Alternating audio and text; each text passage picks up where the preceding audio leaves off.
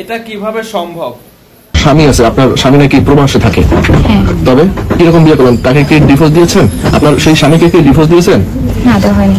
ডিভোর্সের আগে তাকে বিয়ে করেছেন, তাই না? আসলে আইনে কি বলে? আমি বলে আপনার ডিভোর্স মানে সম্পূর্ণ ওকে, দুই স্বামী এক বধূ নাকি এরকমের। এখন আপনি তো বর্তমানে এই বনিয়ামিনের ঘরে, এখন কি করতে চান? আমি তার সাথে সংসার করতে চাই, তার অরিজিনাল ওয়াইফ হয়ে থাকতে চাই। এখন ওই বড় বউ তো এখানে এই বাড়িতে থাকবে, আর আপনিও থাকবেন, কিভাবে কিরকম করবেন সেটা তো আর আমি জানি না, সেটা তো সে বলবে।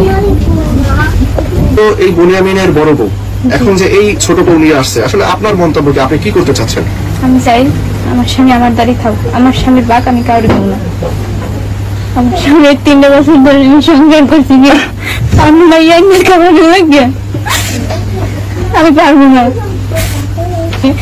এগুলো আমি সইতে পারবো না। আপনি মানিয়ে নেবেন না? না, সে তো থাকবে, সে তো যাইবে না। আমি তো পারবো না এই সইতে। কোথায় গেছে ঘরের মানে বলতে আছে যে সরিয়ে গেছে বাড়িতে, কোথায় গেছে বলতে পারি। এই যে তার এই যে ওয়াইফ আসার পরে তিনি হ্যাঁ বলতে পারি না, আমি আগে শুনছি। কি শুনছেন? শুনছি যে হে ঘরে নাই, টয়লেটের কথা কইয়া কোনখানে গেলে খারাপ শিখে জানে। এটা বলতে আমি বলতে এটা তো সমাজ ভালো চোখে দেখার মতো কোনো বিষয় না। বনি এরা একটা ভদ্র ফ্যামিলি, এই ফ্যামিলির কোনো বংশগীতি এখানে কোনো চরিত্র নেই, এই সর্বপ্রথম। জি, আমি মনে করি যে বিবাহিত পুরুষ এবং বিবাহিত স্ত্রী লোক ধরে কোনোভাবেই জিনায় লিপ্ত হয়, তাহলে এদের কোরআন অনুযায়ী রজম করা উচিত।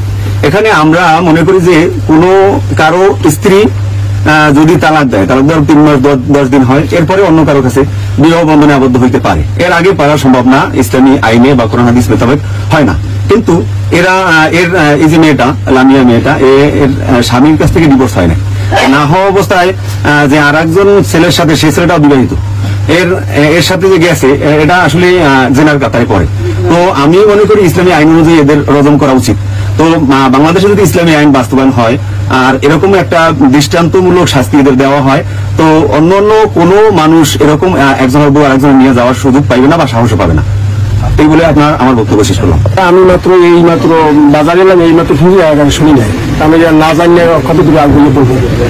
কারণ আমি জানবো হবাই আইসি বাজারে করে এই কাল বসছি বলিশে করিয়ার মধ্যে আমরা আই করছি না